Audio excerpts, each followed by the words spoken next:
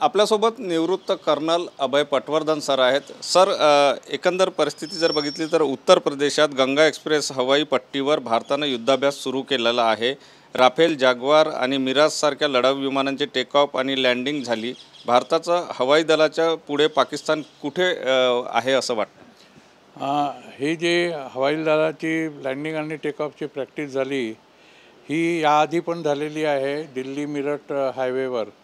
हे भारताचं नवं धोरण आहे की समजा कुठले एअरफोर्स स्टेशन्स जर क्षती पावले लढाईच्या वेळेला शत्रूच्या बॉम्बिंगनी किंवा इंटरनल डिस्टर्बन्सनी, तर त्यांना हायवेवर लँड करायला मिळायला पाहिजे। असे 6 हायवे यांनी बनवलेले आहेत। एक मिरट दिल्ली हायवे आहे, गंगा हायवे एक्सप्रेस आहे, एक दिल्ली मुंबई हायवे आहे, एक दिल्ली जयपूर हायवे आहे। तर याच्यावर एअरक्राफ्ट लँड होऊ शकतात।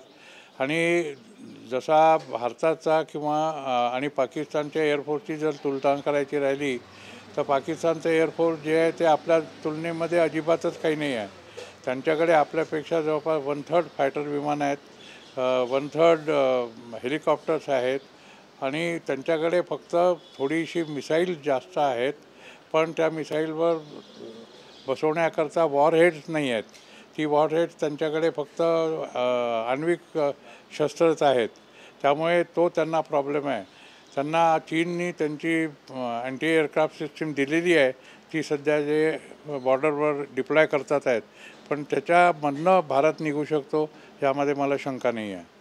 सर, दुसरीकडे जर बघितलं तर पाकवर सर्जिकल स्ट्राईक करण्यासाठी अमेरिकेने ग्रीन सिग्नल दिल्याची चर्चा सुरू झालेली आहे।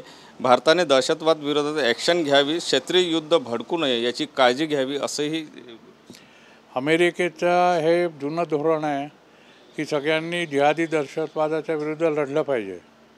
त्यामुळे भारतावर जे संकट कोसळलं आहे पहलगाम हत्याकांडामध्ये, त्यामुळे अमेरिकेला त्यांच्या व्हाईस प्रेसिडेंटला आणि प्रेसिडेंटला त्यांनासुद्धा दुःख झालेलं आहे।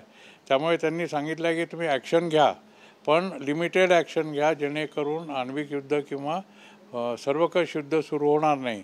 याचा अर्थ असा की सर्जिकल स्ट्राईक करा, ग्राउंडवरचा करा, एअरचा करा किंवा नेव्हीचा करा, कुठे कराल, किती मोठा कराल याची त्यांना काही देणं घेणं नाही आहे। फक्त त्याचा परिणाम किंवा पर्यावसन जे आहे ते सर्वकष युद्धात नाही झालं पाहिजे एवढीच त्यांची अट आहे।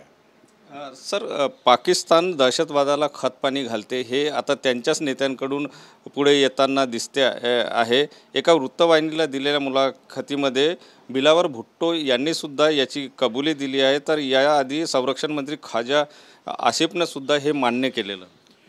पाकिस्तान दहशतवादाला बढावा देतो आहे हे तर फार पूर्वीपासून आहे। फाळणी झाली त्यावेळेला पहिल्यांदा सप्टेंबर 47मध्ये त्यांनी आपले जे सैनिक होते ते कबायलींच्या वेशामध्ये श्रीनगर एअरफील्डपर्यंत आणलेले होते। त्यावेळेला अयूब खान हे आर्मी चीफ होते, त्यावेळेला ISI नव्हती, ISI नंतर झाली। तर ISIनी आपले सैनिक परत कबायलांच्या वेशामध्ये श्रीनगर आणि काश्मीरमध्ये पूर्ण घुसवले होते आणि काही पार्ट पंजाबमध्ये गेले होते। त्यावेळेला 65चं युद्ध झालेलं होतं। त्याच्यानंतर 71मध्ये त्यांनी आपल्या इथे कुठले मुजाहिदीन नव्हते घुसवलेले, पण आपलं त्यांचं युद्ध झालं।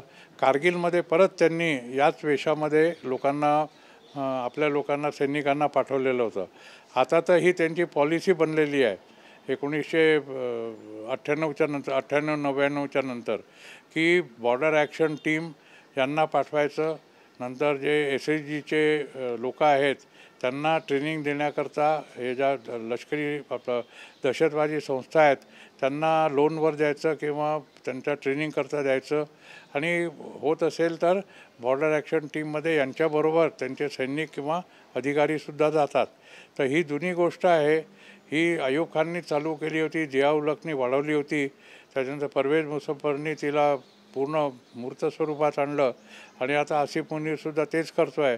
त्यामुळे बिलावल भुट्टोने जे काही सांगितलं किंवा त्यांच्या परराष्ट्रमंत्र्यांनी जे काही सांगितलं त्याच्यामध्ये नवल काहीच नाही आहे। नक्कीच हे होते निवृत्त कर्नल अभय पटवर्धन। कॅमेरामन साईसह सुनील ढगे, TV9 मराठी, नागपूर।